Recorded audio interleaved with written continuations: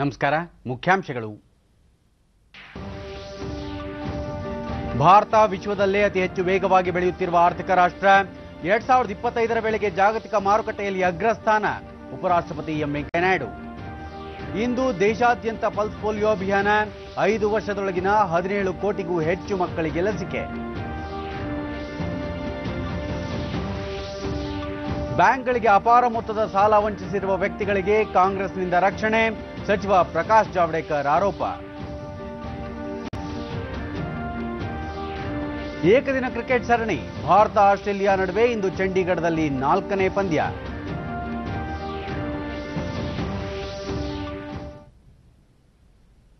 ವಾರ್ತೆಗಳ ವಿವರ. ಉತ್ತರ ಅಮೆರಿಕಾದ ಕೋಸ್ಟಾರಿಕಾ ಪ್ರವಾಸದಲ್ಲಿರುವ ಉಪರಾಷ್ಟ್ರಪತಿ ಎಂ ವೆಂಕಯ್ಯನಾಯ್ಡು ಅವರು ಇಂದು ಕೋಸ್ಟಾರಿಕಾ ರಾಜಧಾನಿ ಸ್ಯಾನ್ ಜೋಸ್ನಲ್ಲಿ ಭಾರತೀಯ ಸಮುದಾಯವನ್ನುದ್ದೇಶಿಸಿ ಭಾಷಣ ಮಾಡಿದರು. ಭಾರತ ವಿಶ್ವದಲ್ಲೇ ಅತಿ ಹೆಚ್ಚು ವೇಗವಾಗಿ ಬೆಳೆಯುತ್ತಿರುವ ರಾಷ್ಟ್ರವಾಗಿದ್ದು ಆರ್ಥಿಕವಾಗಿ ಸದೃಢವಾಗಿದೆ. 2025ರ ವೇಳೆಗೆ ವಿಶ್ವದ ಜಾಗತಿಕ ಮಾರುಕಟ್ಟೆಯಲ್ಲಿ ಭಾರತ ಅಗ್ರಸ್ಥಾನ ಗಳಿಸಲಿದೆ. ಈಗಾಗಲೇ ದೇಶದ ಆರ್ಥಿಕ ಅಭಿವೃದ್ಧಿಯ ಬೆಳವಣಿಗೆಯ ಬಗ್ಗೆ ವಿಶ್ವ ಬ್ಯಾಂಕ್ ಸೇರಿದಂತೆ ಅನೇಕ ಅಂತಾರಾಷ್ಟ್ರೀಯ ಸಂಸ್ಥೆಗಳು ಪ್ರಶಂಸಿಸಿವೆ ಎಂದರು. ಭಾರತ ವಿಜ್ಞಾನ, ತಂತ್ರಜ್ಞಾನ, ಕೃಷಿ, ಆಹಾರ ಕ್ಷೇತ್ರದಲ್ಲಿ ಸಾಧನೆಯ ಮಹತ್ವದ ಹೆಜ್ಜೆ ಇಡುತ್ತಿದ್ದು ವಾಯುಯಾನ ಕ್ಷೇತ್ರದಲ್ಲಿ 3ನೇ ಸ್ಥಾನದಲ್ಲಿದೆ. ಭಾರತದಲ್ಲಿ ಅನೇಕ ಜನಪರ ಯೋಜನೆಗಳನ್ನು ಸರ್ಕಾರ ಜಾರಿಗೆ ತಂದಿದ್ದು ರಸ್ತೆ, ರೈಲ್ವೆ ಸಂಪರ್ಕವನ್ನು ಅಭಿವೃದ್ಧಿ ಮಾಡಲಾಗುತ್ತಿದೆ. 1,31,276 ಕಿಲೋಮೀಟರ್ನಷ್ಟು ರಾಷ್ಟ್ರೀಯ ಹೆದ್ದಾರಿಯನ್ನು ಹೊಂದಿದೆ ಎಂದರು.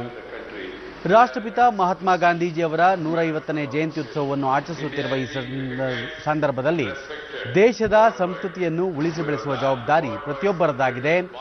ದೇಶದ ಅಭಿವೃದ್ಧಿಗೆ ಕೈಜೋಡಿಸಬೇಕೆಂದು ಉಪರಾಷ್ಟ್ರಪತಿ ಎಂ ವೆಂಕಯ್ಯನಾಯ್ಡು ಭಾರತೀಯ ಸಮುದಾಯಕ್ಕೆ ಕರೆ ನೀಡಿದರು.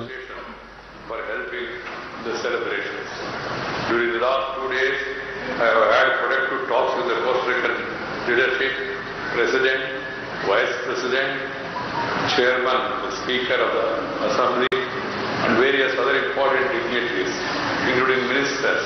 We had a very meaningful, purposeful discussion. ದೇಶಾದ್ಯಂತ ಇಂದು ಪಲ್ಸ್ ಪೋಲಿಯೋ ಲಸಿಕೆ ಕಾರ್ಯಕ್ರಮ ನಡೆಯಲಿದೆ.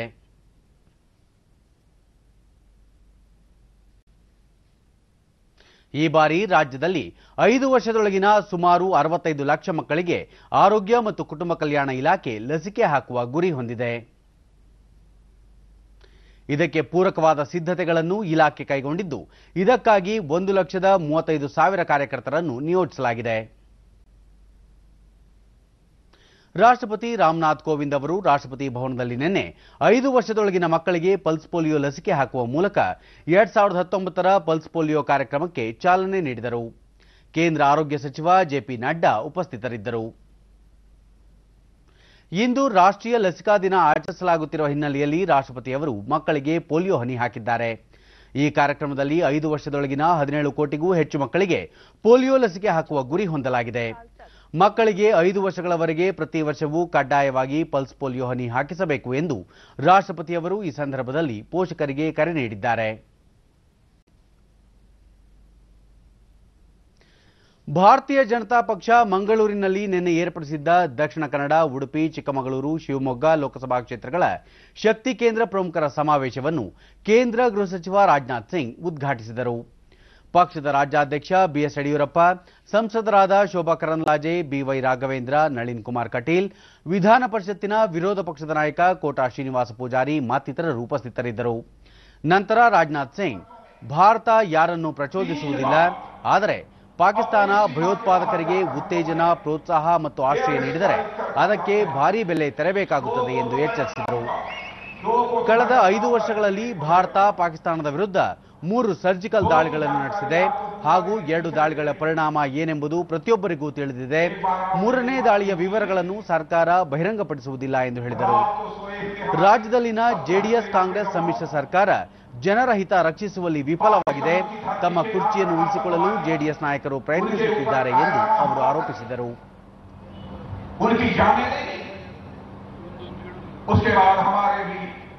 सेना के जवानों ने फैसला किया बहनों भाइयों, और उसके बाद जो कुछ भी हुआ उसकी आपको अच्छी तरह जानकारी है, बताने की आवश्यकता नहीं। ಬ್ಯಾಂಕ್ಗಳಿಗೆ ಅಪಾರ ಮೊತ್ತದ ಸಾಲ ವಂಚಿಸಿರುವ ವ್ಯಕ್ತಿಗಳಿಗೆ ಕಾಂಗ್ರೆಸ್ ರಕ್ಷಣೆ ನೀಡಿದೆ ಎಂದು ಕೇಂದ್ರ ಸಚಿವ ಹಾಗೂ ರಾಜಸ್ಥಾನ ಬಿಜೆಪಿ ಉಸ್ತುವಾರಿ ಪ್ರಕಾಶ್ ಜಾವಡೇಕರ್ ಆರೋಪಿಸಿದ್ದಾರೆ. ಕಾಂಗ್ರೆಸ್ ಪಕ್ಷದ ಆಡಳಿತಾವಧಿಯಲ್ಲಿ ಸಾವಿರಾರು ಕೋಟಿ ರೂಪಾಯಿ ಸುಲಭವಾಗಿ ಸಾಲ ಪಡೆಯಲು ಸಹಾಯ ಮಾಡಲಾಗುತ್ತಿತ್ತು. ಸಾಲ ಪಡೆದುಕೊಂಡ ವ್ಯಕ್ತಿಗಳು ವಿದೇಶಗಳಿಗೆ ಪಲಾಯನ ಮಾಡಿದ್ದಾರೆ.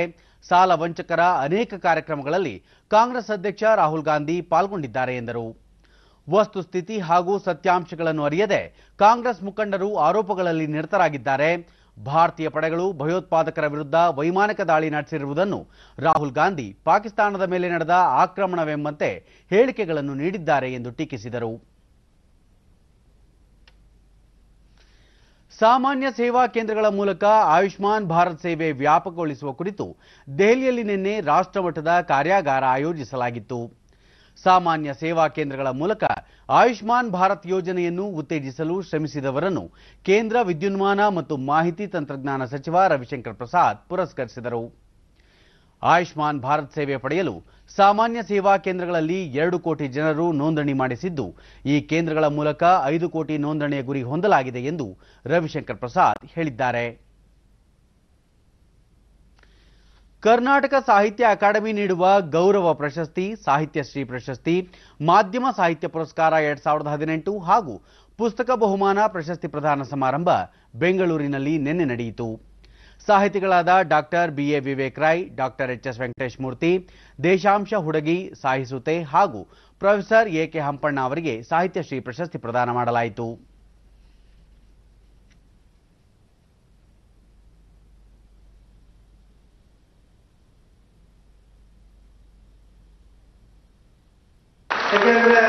ಕನ್ನಡ ಮತ್ತು ಸಂಸ್ಕೃತಿ ಇಲಾಖೆ ಸಂಸದೀಯ ಕಾರ್ಯದರ್ಶಿ ಎಂಎ ಗೋಪಾಲಸ್ವಾಮಿ ಇಲಾಖೆಗೆ ಸರ್ಕಾರ ಪ್ರಸಕ್ತ ಸಾಲಿನಲ್ಲಿ 120 ಕೋಟಿ ರೂಪಾಯಿ ಅನುದಾನ ನೀಡುವ ಮೂಲಕ ಪ್ರೋತ್ಸಾಹ ನೀಡಿದೆ ಎಂದರು.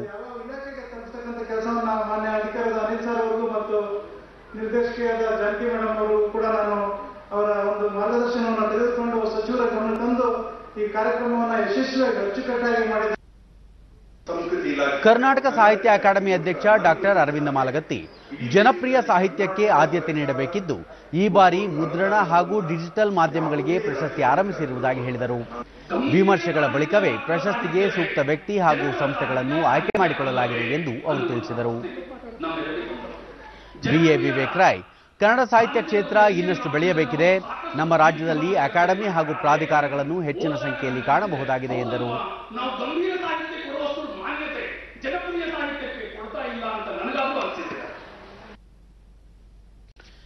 ಉತ್ತರ ಕನ್ನಡ ಜಿಲ್ಲೆಯ ಕಾರವಾರ ಜಿಲ್ಲಾ ಮತ್ತು ಸತ್ರ ನ್ಯಾಯಾಲಯದ ಆವರಣದಲ್ಲಿ ನಿನ್ನೆ ರಾಷ್ಟ್ರೀಯ ಲೋಕ್ ಅದಾಲತ್ ನಡೆಯಿತು.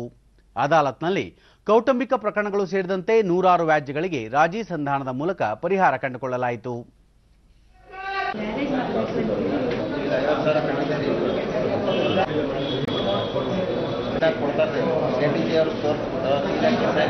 ಉತ್ತರ ಕನ್ನಡ ಜಿಲ್ಲೆಯ ಎಲ್ಲ ತಾಲೂಕುಗಳಿಂದ 1468 ಪ್ರಕರಣಗಳನ್ನ ರಾಜೀನಾಮೆಗಾಗಿ ಕಳಿಸಿದ್ದೀವಿ.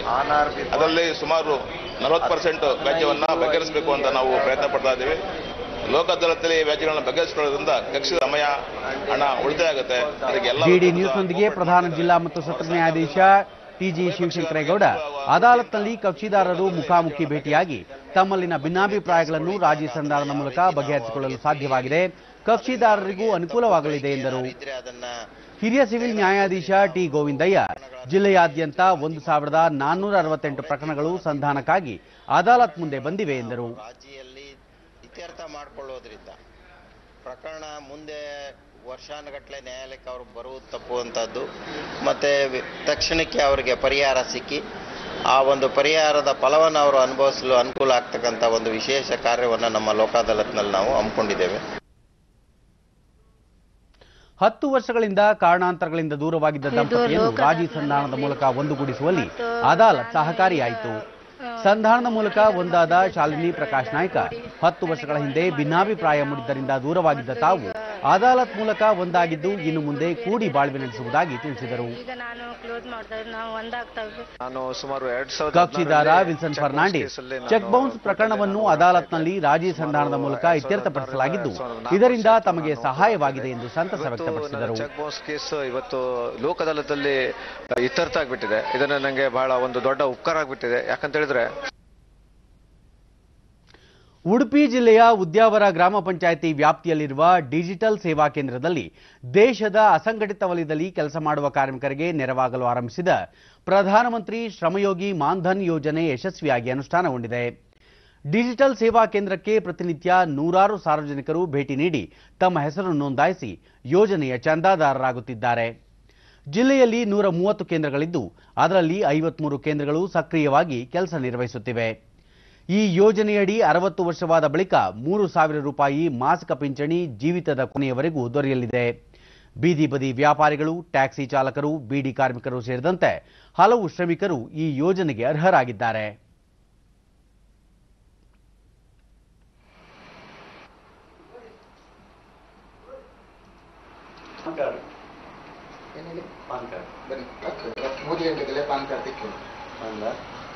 ಮೆಸೇಜ್ ಬರ್ತಂದ ಸತ್ತಂದ ಬರ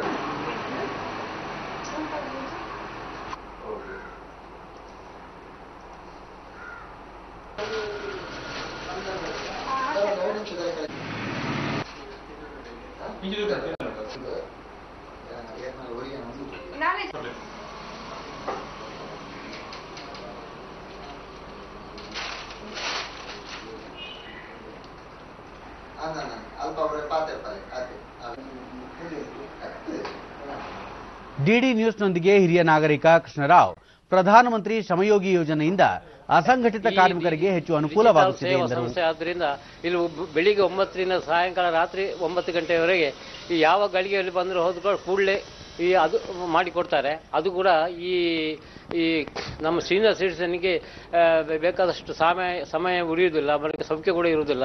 ಇದೊಂದು ಕೇಂದ್ರ ಸರ್ಕಾರದ ಯೋಜನೆ ಬಹಳ ಫಲಕಾರಿಯಾಗಿದೆ. ನಾವು ಇವತ್ತಿನ ದಿವಸ ಮುಬೀನ್, ಪ್ರಧಾನಮಂತ್ರಿ ಶ್ರಮಯೋಗಿ ಮಾನ್ಧನ್ ಯೋಜನೆ ದುಡಿಯುವ ವರ್ಗಕ್ಕೆ ಪ್ರಯೋಜನವಾಗುತ್ತಿದೆ. ದಿನಗೂಲಿ ನೌಕರರು, ಬೀಡಿ ಕಾರ್ಮಿಕರು ಹೆಸರು ನೋಂದಾಯಿಸಿಕೊಳ್ಳಬಹುದು ಎಂದು ಹೇಳಿದರು. ಅಸಂಘಟಿತ ವಲಯ ಕಾರ್ಮಿಕರಿಗೆ ತುಂಬಾ ಅನುಕೂಲವಾಗಿದೆ ಹಾಗೂ ನಮ್ಮ ರಿಟೈರ್ಮೆಂಟ್ ಲೈಫಿಗೆ ಒಂದು ಫೈನಾನ್ಷಿಯಲ್ ಸಪೋರ್ಟ್ ನಮಗೆ ಒಂದು ಗ್ಯಾರಂಟಿ ಆಗಿದೆ. ಭಾರತ ಸರ್ಕಾರದ ಈ ಯೋಜನೆಯಿಂದ ನಮ್ಮಂಥವರಿಗೆ ತುಂಬ ಅನುಕೂಲ ಹಾಗೂ ತುಂಬ ಉಪಕಾರ ಆಗುತ್ತಿದೆ. ಭಾರತ ಮತ್ತು ಆಸ್ಟ್ರೇಲಿಯಾ ನಡುವಿನ 4ನೇ ಏಕದಿನ ಅಂತಾರಾಷ್ಟ್ರೀಯ ಕ್ರಿಕೆಟ್ ಪಂದ್ಯ ಇಂದು ಚಂಡೀಗಢದಲ್ಲಿ ನಡೆಯಲಿದೆ.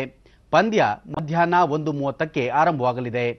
ಇದುವರೆಗೂ ನಡೆದ 3 ಪಂದ್ಯಗಳ ಪೈಕಿ 2ರಲ್ಲಿ ಮುನ್ನಡೆ ಸಾಧಿಸಿರುವ ಟೀಂ ಇಂಡಿಯಾ ಇಂದು ಗೆಲ್ಲುವ ತವಕದಲ್ಲಿದೆ. ವಿಕೆಟ್ ಕೀಪರ್ ಎಂಎಸ್ ಧೋನಿ ಇಂದು ಮತ್ತು ಸರಣಿಯ ಕೊನೆಯ ಏಕದಿನ ಪಂದ್ಯದಿಂದ ಹೊರ ಉಳಿದಿದ್ದು ವಿಶ್ರಾಂತಿ ಪಡೆಯುತ್ತಿದ್ದಾರೆ. ಅಲ್ಲದೆ ಗಾಯಾಳು ಮೊಹಮ್ಮದ್ ಶಮಿ ಅವರು ಸಹ ಪಂದ್ಯದಿಂದ ಹೊರಗುಳಿಯಲಿದ್ದಾರೆ. ಪ್ರವಾಸಿ ತಂಡ ಆಸ್ಟ್ರೇಲಿಯಾ ಈ ವರ್ಷದಲ್ಲಿ ಗೆಲುವು ಸಾಧಿಸಿದರೆ ಸರಣಿ ಸಮಬಲ ಸಾಧಿಸಲಿದೆ. ಈಗ ಇಂದಿನ ಪತ್ರಿಕೆಗಳ ಇಣುಕು ನೋಟ. ಹೆಚ್ಚಿನ ಬರ ನೆರೆ ಪರಿಹಾರಕ್ಕೆ ಮೋದಿಗೆ ಎಚ್ಡಿಕೆ ಮನವಿ. ಮೇಲ್ವರ್ಗಕ್ಕಿನ್ನೂ ಸಿಗದ ಮೀಸಲು, ರಾಜ್ಯ ಸರ್ಕಾರದಿಂದ ವಿಳಂಬ ಧೋರಣೆ, ಉದ್ಯೋಗ ಕೈತಪ್ಪುವ ಆತಂಕ. ಪಲ್ಸ್ ಪೋಲಿಯೋಗೆ ರಾಷ್ಟ್ರಪತಿ ಚಾಲನೆ. ಸತತ 3ನೇ ವಾರವೂ ಸಕಾರಾತ್ಮಕ ವಹಿವಾಟು, ಗಳಿಕೆ ಹಾದಿಯಲ್ಲಿ ಷೇರುಪೇಟೆ. ಭಾರತ ಆಸ್ಟ್ರೇಲಿಯಾ 4ನೇ ಏಕದಿನ ಪಂದ್ಯ ಇಂದು, ಸರಣಿ ಮೇಲೆ ಕೊಹ್ಲಿ ಪಡೆ ಕಣ್ಣು. ಇವು ಇಂದಿನ ಪತ್ರಿಕೆಗಳ ಪ್ರಮುಖ ಸುದ್ದಿ. ಉಳಿದಂತೆ ಏಪ್ರಿಲ್ ಮುನ್ನವೇ ಏರಿದ ಬಿಸಿಲಿನ ಝಳ, ಪ್ರಸಕ್ತ ವರ್ಷ ದಕ್ಷಿಣ ಉತ್ತರ ಒಳನಾಡಿನಲ್ಲಿ 1 ರಿಂದ 5 ಡಿಗ್ರಿ ಸೆಲ್ಸಿಯಸ್ ಬಿಸಿಲು ಹೆಚ್ಚಳ. ಕರ್ನಾಟಕ ಸಾಹಿತ್ಯ ಅಕಾಡೆಮಿ ಪ್ರಶಸ್ತಿ ಪ್ರದಾನ, ಮೊದಲ ಬಾರಿಗೆ ಮಾಧ್ಯಮ ಡಿಜಿಟಲ್ ಸಾಹಿತ್ಯ ಪುರಸ್ಕಾರ. ಉಗ್ರರ ದಮನ, ಪಾಕ್ಗೆ ಭಾರತ ಸವಾಲು, ಹೊಸ ಆಲೋಚನೆ ಸಾಲದು, ಹೊಸ ಕಠಿಣ ಕ್ರಮ ಅಗತ್ಯ. ವಿದೇಶಾಂಗ ಇಲಾಖೆ ವಕ್ತಾರ ರವೀಶ್ ಕುಮಾರ್ ಒತ್ತಾಯ. ನೀರವ್ ಗಡೀಪಾರು ಮಾಡಿಸಲು ಭಾರತದ ಯತ್ನ, ಭಾರತದ ಮನವಿ ಲಂಡನ್ ಕೋರ್ಟ್ಗೆ ಸಲ್ಲಿಕೆ. ಗಡೀಪಾರು ಪ್ರಕ್ರಿಯೆಯಲ್ಲಿ ಮಹತ್ವದ ಹೆಜ್ಜೆ. ಲೋಕ ಸಮರಕ್ಕೆ ಆಯೋಗ ಸಜ್ಜು, ಜಿಲ್ಲಾ ಹಂತದಲ್ಲಿ 3 ಹಂತದ ಸಭೆ ನಡೆಸಿರುವ ಚುನಾವಣಾ ಆಯೋಗ. ಆರ್ಥಿಕ ಅಗತ್ಯತೆ, ಅಭ್ಯರ್ಥಿಗಳ ಖರ್ಚಿನ ಬಗ್ಗೆ ಮಾಹಿತಿ ಪಡೆಯುತ್ತಿರುವ ಸಿಬ್ಬಂದಿ. ಕೊನೆಯಲ್ಲಿ ಮತ್ತೊಮ್ಮೆ ಮುಖ್ಯಾಂಶಗಳು. ಭಾರತ ವಿಶ್ವದಲ್ಲೇ ಅತಿ ಹೆಚ್ಚು ವೇಗವಾಗಿ ಬೆಳೆಯುತ್ತಿರುವ ಆರ್ಥಿಕ ರಾಷ್ಟ್ರ. 2025ರ ವೇಳೆಗೆ ಜಾಗತಿಕ ಮಾರುಕಟ್ಟೆಯಲ್ಲಿ ಅಗ್ರಸ್ಥಾನ. ಉಪರಾಷ್ಟ್ರಪತಿ ಎಂ ವೆಂಕಯ್ಯನಾಯ್ಡು. ಇಂದು ದೇಶಾದ್ಯಂತ ಪಲ್ಸ್ ಪೋಲಿಯೋ ಅಭಿಯಾನ. 5 ವರ್ಷದೊಳಗಿನ 17 ಕೋಟಿಗೂ ಹೆಚ್ಚು ಮಕ್ಕಳಿಗೆ ಲಸಿಕೆ. ಬ್ಯಾಂಕ್ಗಳಿಗೆ ಅಪಾರ ಮೊತ್ತದ ಸಾಲ ವಂಚಿಸಿರುವ ವ್ಯಕ್ತಿಗಳಿಗೆ ಕಾಂಗ್ರೆಸ್ನಿಂದ ರಕ್ಷಣೆ, ಸಚಿವ ಪ್ರಕಾಶ್ ಜಾವಡೇಕರ್ ಆರೋಪ. ಏಕದಿನ ಕ್ರಿಕೆಟ್ ಸರಣಿ ಭಾರತ ಆಸ್ಟ್ರೇಲಿಯಾ ನಡುವೆ ಇಂದು ಚಂಡೀಗಢದಲ್ಲಿ 4ನೇ ಪಂದ್ಯ.